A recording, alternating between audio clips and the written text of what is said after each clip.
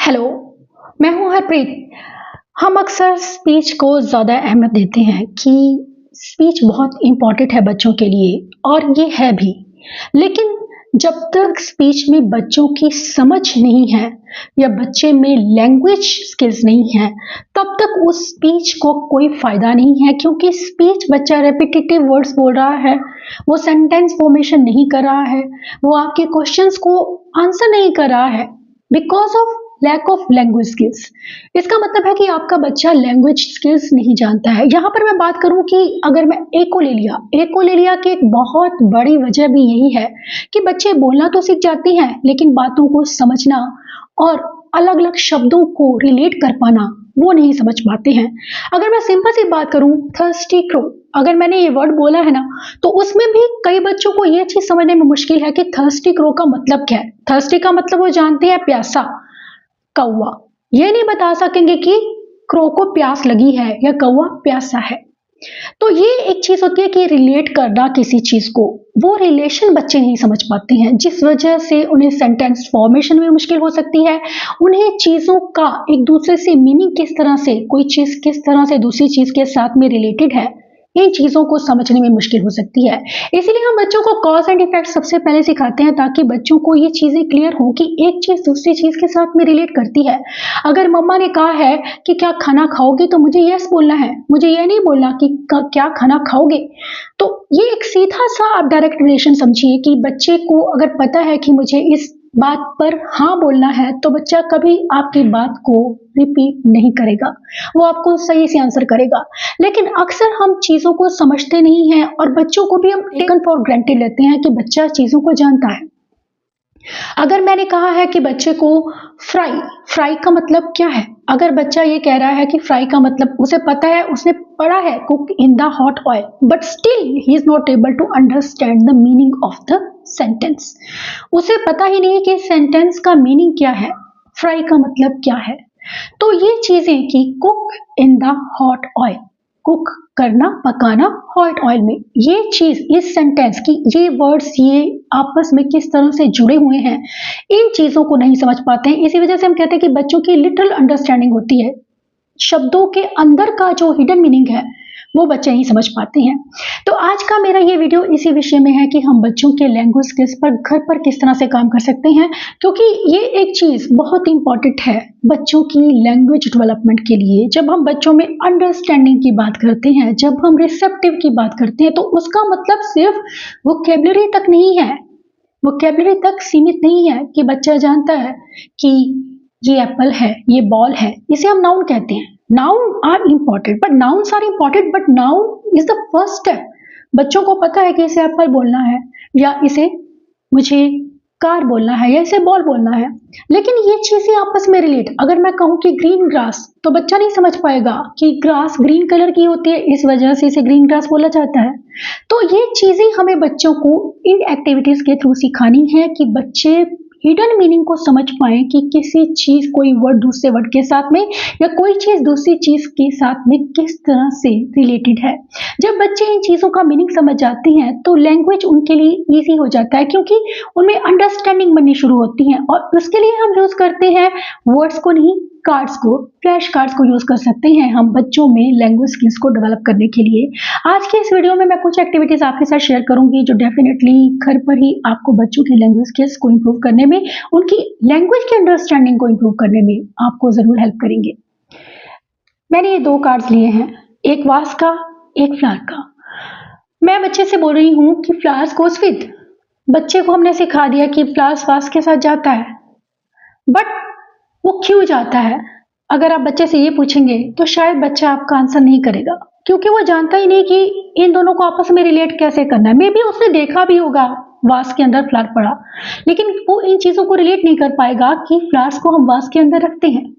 यही चीजें हमें बच्चों को क्लियर करनी है कि बच्चा अगर आपका जानता है कि फ्लावर्स गोज विद वास, बच्चे ने बोल दिया वास, उसने मैच भी कर दिया, लेकिन अगर बच्चा ये जानता ही नहीं है कि फ्लावर्स को हम वास के अंदर रखते हैं तो उसके लिए इस एसोसिएशन का कोई मतलब नहीं है। एसोसिएशन सब बच्चों को क्यों सिखाते हैं? इसलिए सिखाते हैं कि बच्चे शब्दों को या पिक्चर्स को आपस में किस तरह से वो रिलेटेड हैं वो समझ पाएँ। और अगर बच्चे ये चीज़ें नहीं समझ पा रहे हैं तो ज़रूरत है हमें घर पर ही उन स्किल्स पर काम करने की, जो किसी स्पीच थेरेपी सेशन में उसे नहीं बताई जाती हैं। इसी तरह से अगर मैं कहूँ कि शर्ट के साथ क्या जाती है, पैंट। मेरे पास एक एडीएचडी बच्चा आता है सेशन के लिए, मंथली आता है। तो वो मैंने उसको पूछा कि जब मैंने उसको बोला कि उसने एकदम से सारे कार्ड्स मैच कर दिए कि शर्ट गोज़ विद पैंट, जैसे उसे ये चीज़ की रोट लर्निंग है। लेकिन जब मैंने उससे इस चीज़ के बारे में पूछा कि शर्ट और पैंट साथ में क्यों जाती हैं, तो he was not able to tell. मैंने उसे पूछा कि आपने शर्ट के साथ में क्या पहना है? पैंट। दोनों हम साथ में पहनते हैं, इसलिए ये आपस में रिलेटेड हैं।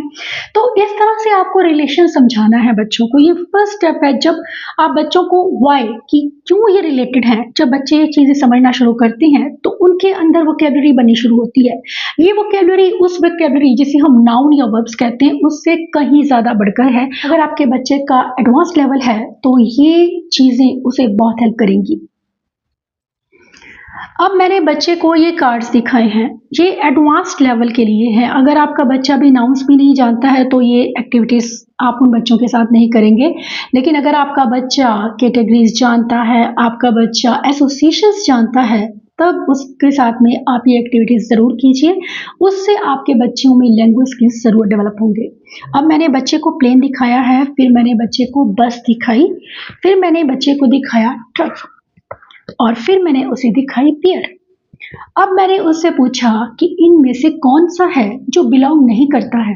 अब बच्चा उसे शायद इजीली आइडेंटिफाई कर पाएगा अगर वो कैटेगरीज जानता है, क्योंकि मैंने बहुत से बच्चे देखे हैं जो एप्पल, ऑरेंज, बनाना ये बोल लेते हैं, जानते हैं, बट अगर उनसे पूछा जाए कि ये फ्रूट है या वेजिटेबल है तो वो आंसर नहीं कर पाते हैं। तो हमें बच्चों को ये चीज़ सिखानी है कि ये अलग क्यों है, क्योंकि ये फ्रूट है। बच्चा इस चीज़ को बता पाए, इसे हम कहते हैं कि बच्चा कॉन्टेक्स्ट में बात कर रहा है, बच्चा समझता है चीज़ों को, इस वजह से वो बता पा रहा है। बहुत से बच्चे ऐसे होंगे, आई एम श्योर, जो बच्चे बोलते हैं लेकिन वो इन चीज़ों का आंसर नहीं कर पाते हैं क्योंकि वो इसका मतलब ही नहीं जानते हैं।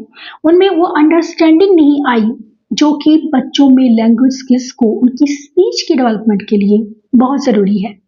नेक्स्ट चीज़ है, हम बच्चे के सामने अलग-अलग कैटेगरीज़ की पिक्चर्स रखेंगे। जैसे मैंने 3 फ्रूट्स रख दिए हैं, 2 फ्रूट्स रखे हैं, 2 एनिमल्स रखे हैं, 2 व्हीकल्स रखे हैं और बच्चे को मैंने बोला है कि 2 फ्रूट्स दे दो इसमें से या 2 व्हीकल्स दे दो या 2 एनिमल दे दो। तो क्या बच्चा वो 2 एनिमल आपको उठाकर दे रहा है? इसका मतलब ये होता है कि बच्चा जानता है, वो डिफरेंशिएट कर पा रहा है। लेकिन कई बार बच्चों को इस चीज़ में भी मुश्किल होती है कि बच्चे जानते ही नहीं हैं, काऊ और डॉग जानते हैं लेकिन उन्हें एनिमल बोला जाता है, यह नहीं जानते हैं। तो हमें इसी चीज़ पर वर्क करना है कि बच्चे को एक्टिविटीज़ करवाई जाएँ जिससे कि बच्चों में अंडरस्टैंडिंग इंप्रूव हो। जैसे कि मैंने हॉर्स रखा है, या तो हम पूछेंगे कि ये क्या है, कौन सी कैटेगरी है, तो बच्चा बताएगा कि एनिमल है। नेक्स्ट क्वेश्चन जो हम बच्चे को सिखाएंगे, जो एक्टिविटी हमारी होगी वो ये होगी कि बच्चा चीज़ों को जानता हो। जैसे अगर हमने बच्चे से पूछा है कि 2 फ्रूट्स बताओ, तो बच्चा उसे बता सके रिकॉल करके कि एप्पल, बनाना। ये चीज़ से हम कहते हैं कि रिकॉल करना इंफॉर्मेशन को जो बच्चे के अंदर स्टोर्ड है। बच्चा जानता है उन चीज़ों के बारे में। ये एक्टिविटीज़ करने के बाद हम बच्चे के स्टेप पर आएंगे कि बच्चे को हम रिमेंबर करने का, उसे रिकॉल करने की अपॉर्चुनिटीज़ देंगे ताकि बच्चे की मेमोरी स्किल्स को इम्प्रूव किया जाए, क्योंकि बच्चों को मेमोरी को लेकर भी इश्यूज़ होते हैं। जब हमने बच्चे की अंडरस्टैंडिंग पर काम किया है तो डेफिनेटली वो चीज़ें बच्चे की मेमोरी में स्टोर होंगी। और अगर आप बच्चे से पूछती हैं उसके रिगार्डिंग क्वेश्चन तो मे बी बच्चे आंसर दे सकते हैं, क्योंकि बच्चा जानता है। अगर आपने उसको अभी फ्रूट्स के बारे में सब कुछ बताया है और आपने कार्ड्स को बंद कर दिया, उसके बाद आप उससे पूछ रहे हैं कि मुझे 2 फ्रूट्स के नाम बताओ, तो बहुत हद तक ये पॉसिबिलिटी होती है कि बच्चा आपको फ्रूट्स के नाम ज़रूर बताएगा। और ये एक चीज़ बच्चों में उनकी मेमोरी को इम्प्रूव करने में हेल्प करती है, क्योंकि बच्चे को पता होता है कि इसके रिगार्डिंग मम्मा बाद में क्वेश्चन ज़रूर पूछेगी।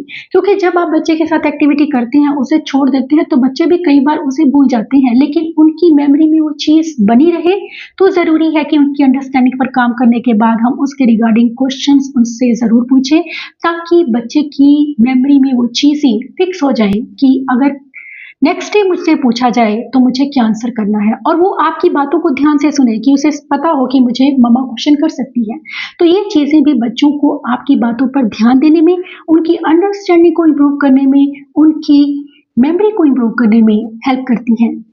अब एक जो नेक्स्ट हमारा एडवांस लेवल का लैंग्वेज स्किल है वो है कि सिमिलैरिटी ढूंढना। अगर मैंने दो चीज़ें ली हैं, मान लीजिए मैंने ये शीप लिया और मैंने शीप ली और ये हॉर्स लिया, और मैंने बच्चे से पूछा कि इनमें क्या सिमिलर है, तो बच्चा ये बता सके कि इनमें सिमिलैरिटी क्या है, कि ये दोनों एनिमल हैं, दोनों की टेल है, दोनों की 4 लेग्स हैं, तो ये सिमिलैरिटीज हैं। अगर मैं पूछूं कि ये दोनों डिफरेंट कैसे हैं, ये चीज़ें भी बच्चों को क्लियर, जब बच्चे की अंडरस्टैंडिंग पर आप काम करते हैं तो ये चीज़ें बच्चों में और अंडरस्टैंडिंग को बढ़ाती हैं कि अगर मैंने बच्चे को एक शीप दिखाई है और एक हॉर्स दिखाया है, तो बच्चा ये बता सके कि हॉर्स जो है वो पुल करता है, वेट को पुल करता है या कार्ट को पुल करता है, लेकिन शीप जो है वो वूल देती है हमें।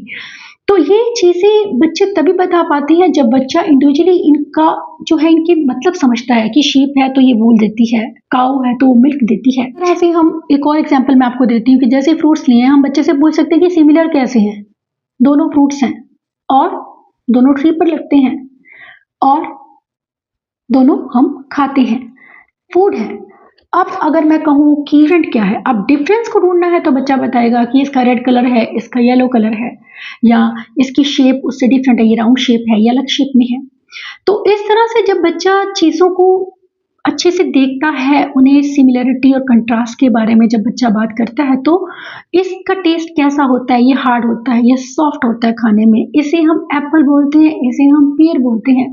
तो ये चीज़ें बच्चे सिखाते हैं तो वो बच्चों की मेमोरी में ज़्यादा देर तक स्टोर रहती है, और बच्चों की इससे ना सिर्फ उनकी मेमोरी बढ़ती है बल्कि उसमें लैंग्वेज स्किल्स, उनमें अंडरस्टैंडिंग जो बच्चों की स्पीच लैंग्वेज के लिए बहुत ज़रूरी है, वो बढ़ती है। अगर हम इन चीज़ों का ध्यान रखें तो हम डेफिनेटली बच्चों में एकोलिलिया के इश्यूज़ को कम कर सकते हैं, उनमें वर्बल स्ट्रीमिंग को कम कर सकते हैं, उनमें सेल्फ टॉक को कम कर सकते हैं, क्योंकि ये चीज़ें तभी आती हैं जब बच्चों में लैंग्वेज को लेकर इश्यूज़ हैं, बच्चा चीज़ों को समझ नहीं पाया है। अगर 5 इयर्स का बच्चा हो चुका है और ये चीज़ें नहीं करता है तो बहुत ज़रूरी है कि हम बच्चों को ये एक्टिविटीज़ करवाएं, उन्हें उनके लेवल के हिसाब से करवाएं।